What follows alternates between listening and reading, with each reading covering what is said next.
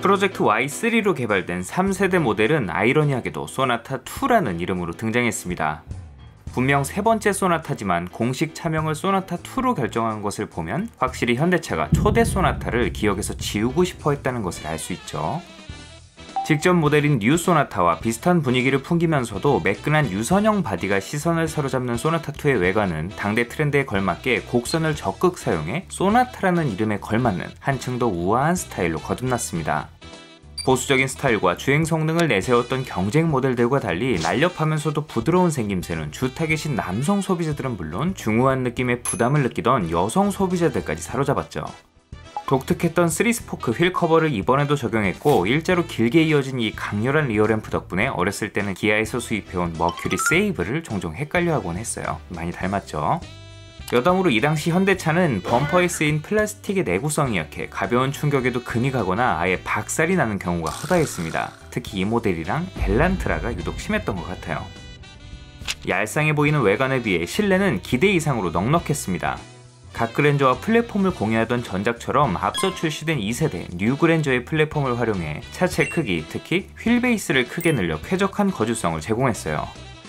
실내 역시 곡선을 가미해 외관의 유려한 분위기를 그대로 이었고 전작의 운전자 중심 레이아웃을 거의 동일하게 유지하면서 이전에 현대차를 경험했던 운전자라면 모든 기능을 익숙하게 조작할 수 있게 했습니다.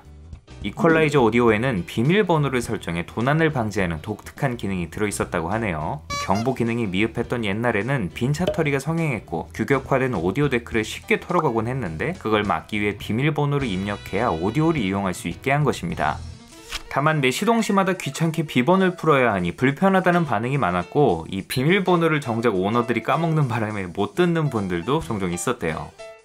국산 중형차 최초로 운전석 에어백을 도입해 상해율을 줄인 것은 좋았지만 정작 가장 중요한 충돌 안전성 시험에서는 좋은 점수를 받지 못해 아쉬움을 남겼습니다. 안전과 신기술의 결정이라는 캐치프레이즈를 앞세워 홍보했던 것을 떠올리면 실망스러운 부분이었죠.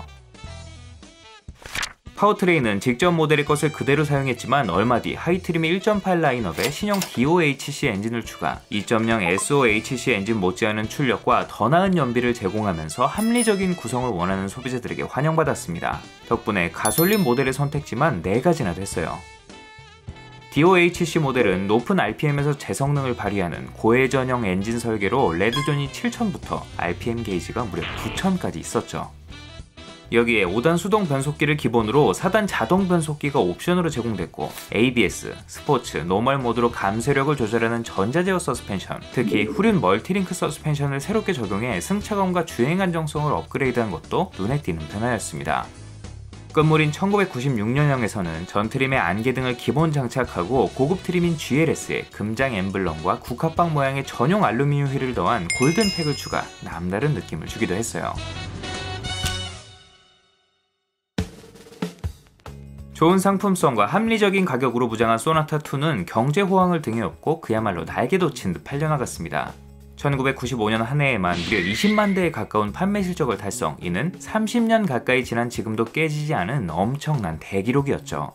부진했던 경쟁 모델을 제치고 대한민국 중산층을 상징하는 국민 중형차로 우뚝 섰고 덕분에 아직도 소나타 하면 머릿속에 이 모델부터 떠오르시는 분들이 많을 거예요. 또 당대 중형차 중 가장 세련된 스타일까지 갖췄기 때문에 오랜 지속, 부유층의 대학생들이 많이 타고 다니는 것으로도 유명했습니다. 이 장면도 고증이라고 볼 수 있죠. 한편 성공에 너무 도취되어 있었던 걸까요? 현대차는 이 3세대 소나타를 기반으로 만든 가지치기 모델을 출시하기도 했습니다. 원래라면 신형 다이너스티로 등장해야 했을 플래그십 세단이 차급을 대폭 키워 에쿠스라는 전혀 새로운 차로 등장하게 됐고 얼떨결에 기존 플래그십 다이너스티의 수명이 늘어나 버렸죠.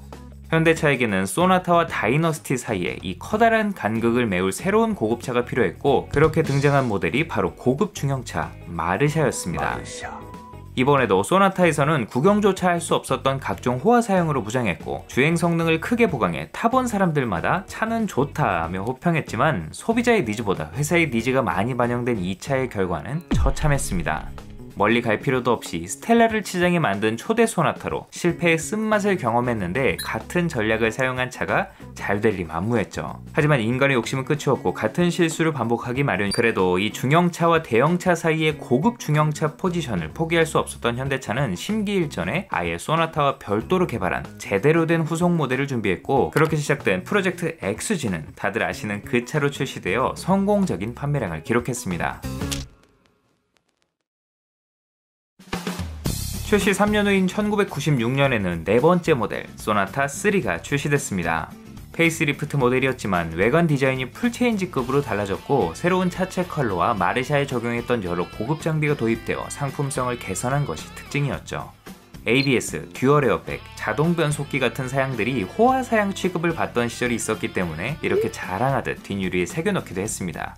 지금도 이렇게 촌스럽게 대놓고는 안 하지만 오너들끼리 알아볼 수 있는 몇몇 고급 옵션의 디테일들이 있긴 하죠. 무엇보다 이름을 아예 소나타 3로 명명한 것이 돋보였는데, 신차처럼 느껴지게 만드는 것은 나름 성공했지만 뭔가 족보가 꼬였다는 느낌이 있죠. 이게 세대상 구분도 아니고 순서상 구분도 아니고 확실히 소나타 2부터 단추를 좀 잘못 끼운 느낌이에요. 다만 군더더기 없는 디자인으로 남녀노소를 모두 사로잡았던 직전 모델에 비해 오히려 군더더기를 추가한 모양새가 되어 달라진 외관에 대한 평가는 호불호가 갈렸습니다. 특히 헤드램프가 유명하죠. 이 생김새가 묘하게 남성의 그것을 연상시켰고, 이러한 이유로 여성부에서 이 모델에 대해 판매 금지 가처분 신청을 요구했다는 루머가 퍼져 양쪽 관계자들이 한동안 곤욕을 치르기도 했는데, 말 그대로 루머였고, 과거 PC통신 시절 종교인으로 구성된 어느 여성 시민단체 커뮤니티에서 새어나온 발언이 와전된 것이라고 하네요. 소나타3의 수모는 여기서 끝나지 않았습니다. 우리나라에서 가장 중요한 연례 행사 중 하나인 대입 수능을 중심으로 황당한 미신들이 생겨나면서 피해를 입었는데요.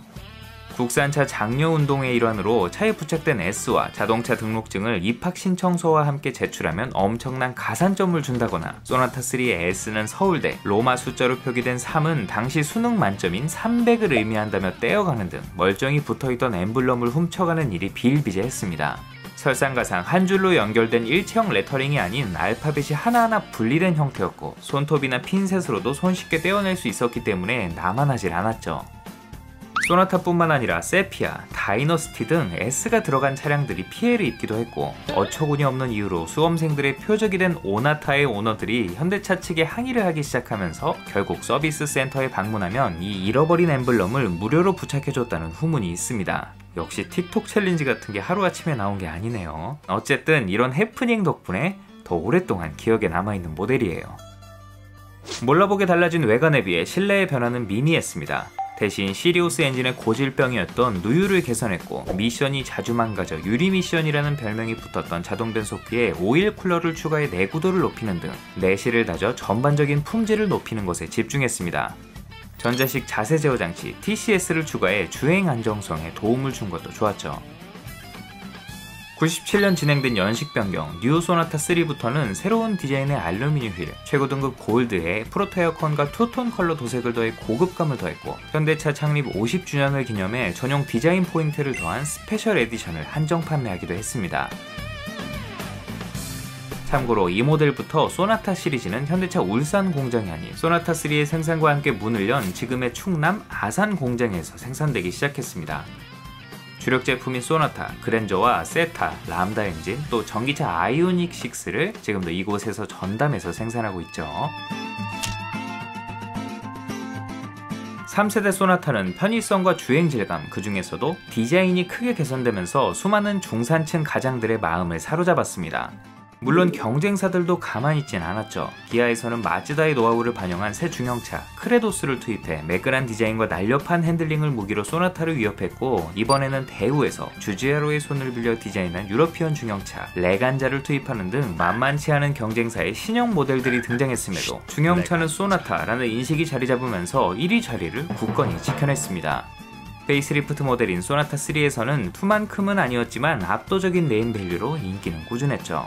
그동안 베스트셀러 지위를 유지하며 쌓인 신뢰도와 정비 편의성이 돋보이면서 영업용 수요도 많았습니다.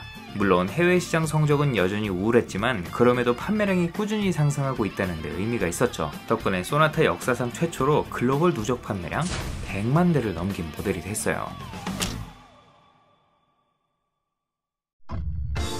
1998년 현대차의 독자 개발 중형 플랫폼을 적용한 4세대 모델 EF 소나타가 출시됐습니다. 미쯔비시의 플랫폼을 개량해 써오며 한계를 느끼던 현대차는 앞서 독자 개발 소형차 프로젝트를 통해 쌓아 올린 기술력을 바탕으로 새로운 중형차까지 직접 개발하겠다는 야심찬 목표를 세웠고, 그렇게 프로젝트 EF가 시작됐죠. 일본계 소나타와 결을 달리하기 위해서인지 특이하게도 프로젝트명을 정식 차명에 붙였는데, 덕분에 전작들과 확실하게 구분됐고 이후 등장한 주력 제품 라인업에도 프로젝트명이 붙어나와 비슷한 효과를 만들어냈죠. 낮고 늘씬한 3박스 세단 스타일의 단정한 분위기는 그대로 이으면서도 원형으로 처리된 램프와 둥글게 빚어낸 차체, 은은하게 반짝이는 펄 도장으로 우아한 자태를 만들어냈죠. 그립형으로 바뀐 이 도어 손잡이도 별것 아닌 것 같지만 최신차 분위기를 내는 디테일이었어요. 다만 주 고객인 중장년층 남성들이 중형차에 기대하는 보수적이고 중후한 분위기가 다소 부족하다는 지적을 받기도 했는데, 이는 다분히 여성 고객들을 의식한 디자인이었습니다. 90년대 중후반부터 여성 경제활동 인구 증가에 맞물려 여성들의 마음을 사로잡기 위한 상품들이 분야를 막론하고 속속 등장하기 시작했는데, 제조업에 꽂힌 자동차 역시 이 거대한 물결을 거스를 수는 없었죠. 단순히 가정 안에서의 의사결정을 넘어 주체적인 소비자로 급부상하기 시작했고, 이들을 사로잡기 위한 디자인 및 상품 구성이 도입됐습니다. 이 EF 소나타도 그러한 디테일이 잘 드러나는 모델이에요. 외관의 분위기는 고스란히 실내로 이어졌습니다. 밝은 톤의 내장 컬러와 우드 그레인을 적극 사용해 부드럽고 포근한 분위기를 연출했고, 기존의 운전자 중심에서 좌우 대칭으로 바뀐 대시보드는 실내를 더욱 널찍하게 느껴지도록 했습니다. 여기에 앞좌석 열선 시트와 운전석 전동 시트, 전동 접이식 사이드미러, 프로토 에어컨, 그랜저에나 있던 4인체 AV 시스템과 뒷좌석 분리형 헤드레스트 등 2차급에서 경험하기 힘들었던 다양한 고급 사양들이 대거 투입되어 상품성이 크게 좋아졌습니다. 주력 파워트레인은 여전히 1.8, 2.0L 시리우스 개선형 엔진이 탑재되면서 미쯔비시의 그늘에서 벗어나지 못했습니다. 그래도 현대차가 독자 개발한 V6 2.5L 델타 엔진이 처음으로 적용되면서 이제는 파워트레인까지 완전 독립의 가능성을 엿볼 수 있었어요. 고급형 엔진이라 판매량은 저조했지만 고급차에 쓰이는 6기통 엔진을 독자 개발한 것에 그 의미가 있었죠.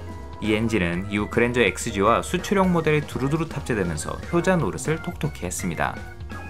부드러워 보이는 외관만큼이나 주행 질감도 부드러웠죠. 승차감은 당시 기준으로 좋은 승차감의 전형이었던 일명 물침대 세팅으로 일상적인 주행 환경에서 안락하고 부드러운 승차감을 제공하는 데 초점이 맞춰져 있었습니다.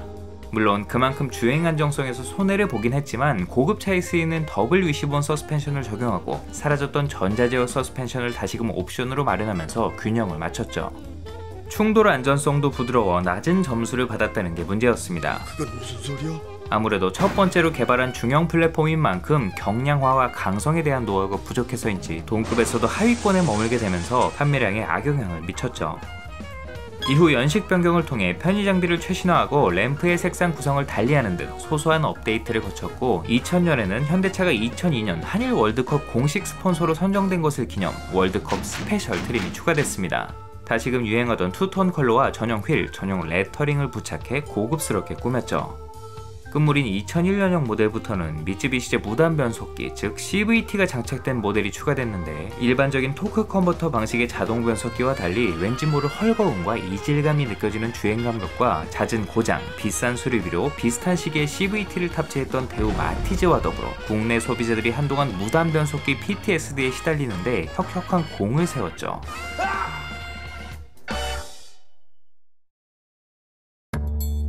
이번에도 출시 3년 만에 대대적인 페이스리프트를 거쳐 풀체인지급 변화를 선보인 뉴 EF 소나타를 선보였습니다.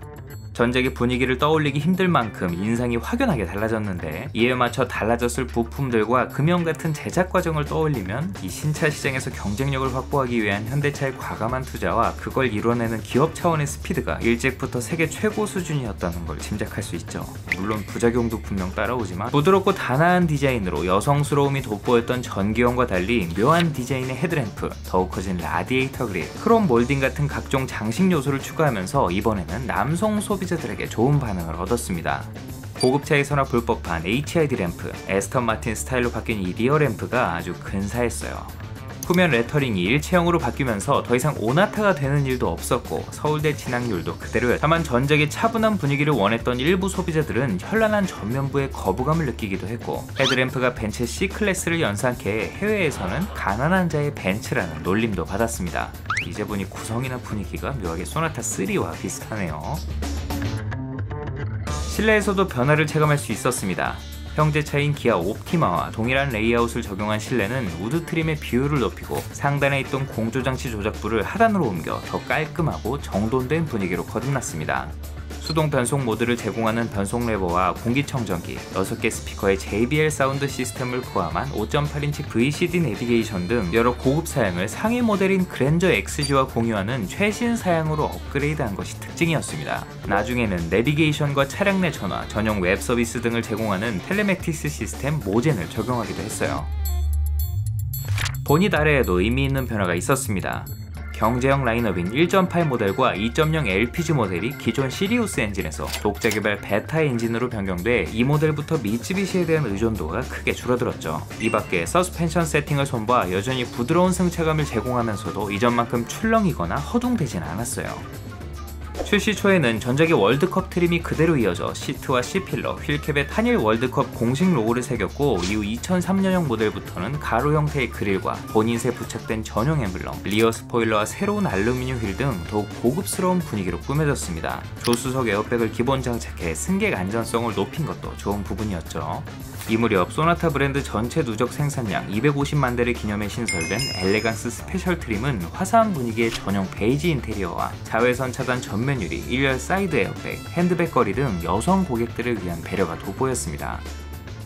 다만 시간이 흐르며 드러난 문제들도 있었죠. 자동 변속기와 CVT는 연약한 내구성을 그대로 물려받아 유리 미션이라는 타이틀을 이어받았고, 특히 EF, UEF 할 것 없이 고질적인 차체 부식으로 오히려 심장은 멀쩡한데 차대가 주저앉아 폐차를 결정하는 일도 비일비재했습니다. 특히 같은 시기를 공유한 경쟁차 1세대 SM5와 비교해 잔존 개체수가 현격히 차이나는 것은 현대차의 내구성에 의구심을 갖게 만드는 지점이었어요. 4세대 EF 소나타는 정몽구 회장 체제로 돌입한 이후 내놓은 첫 번째 소나타로 품질 경영을 전면에 내세운 만큼 훌륭한 만듦새와 감성 품질이 돋보였고, 일본 업체의 구형 기술보다 못한 부분도 분명 있었지만 해외 업체 의존도를 낮추기 위해 꾸준히 독자 개발을 추진해온 그들의 노력이 드디어 빛을 발하기 시작한 모델이었어요. 뿐만 아니라 이 독자 개발 전륜구동 중형 플랫폼을 활용해 그룹 내 다양한 차들을 개발할 수 있었고, 플랫폼 공유에 대한 노하우와 신차 개발비 절감, 가격 경쟁력 강화 등 지금의 현대차를 있게 하는데 중요한 발판이 되어준 모델이기도 했죠. 다만 출시 연도를 눈여겨보신 분들이라면 짐작하셨겠죠. 국내 모든 기업들의 운명을 뒤흔들어 놓았던 IMF 외환위기 앞에서는 시장률이 현대도 무사할 수 없었습니다. 그런 와중에 회사의 명예를 걸고 나온 삼성 SM5, 대우 매그너스 같은 쟁쟁한 경쟁차들에 밀려 고전했고, 심지어는 한 지붕 아래로 들어온 기아, 형제차나 다름없는 옵티마에 밀리는 굴욕을 겪기도 했어요. EF 소나타의 프로토타입 중 하나가 기아 옵티마로 등장했다는 것도 꽤나 알려진 사실이죠. 이후 IMF가 해소되고 내수 시장이 다시금 활기를 띠자 중형차 판매량도 자연스레 상승하게 됩니다. 다행히 디자인과 상품성을 대폭 보강한 뉴 EF 소나타가 출시되면서 중형차 1위 자리를 탈환했죠.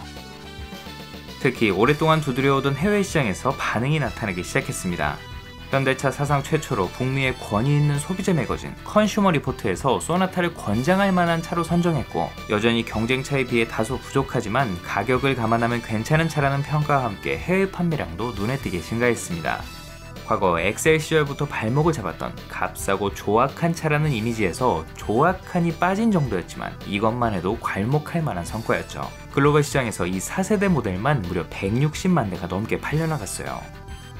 이를 증명하듯 이때부터 해외 영화나 드라마 등 각종 매체에 눈에 띄게 등장하기 시작했는데, 비록 수초 만에 짧게 스쳐 지나가는 정도였지만 할리우드 영화에 국산차가 등장한다는 것 자체만으로 괜히 기분이 묘했어요. 첩보 영화 본 시리즈 2편, 본 슈프리머시에서 흙먼지를 휘날리며 내달리던 뉴 EF 소나타가 한때 화제가 되기도 했죠.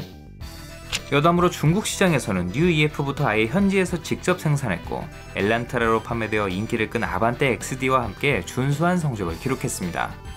또 보통 신형 모델이 준비되면 구형이 된 모델은 단종을 하는 것이 일반적이지만 여러 차례 자체적인 페이스리프트로 수명을 연장해 뒤이어 출시된 신형 모델들과 함께 병행 판매됐는데, 차를 소유하는 것 자체가 쉽지 않은 중국 시장 특성상 구형 모델이라고 해도 메리트는 충분하기 때문에 신형은 신형대로, 구형은 합리적인 가격을 어필하는 것이죠. 나름 신형이니까 신선함을 더해야 하는 것은 이해하지만 중국 시장을 우대한다기보다는 차별을 하는 게 아닐까 생각이 들 정도로 괴랄한 페이스리프트를 선보이는 경우도 왕왕 있어요. 이 중국형 EF 소나타, 현지명 밍위는 무려 소나타 뉴라이즈가 판매되던 2017년까지 판매됐죠.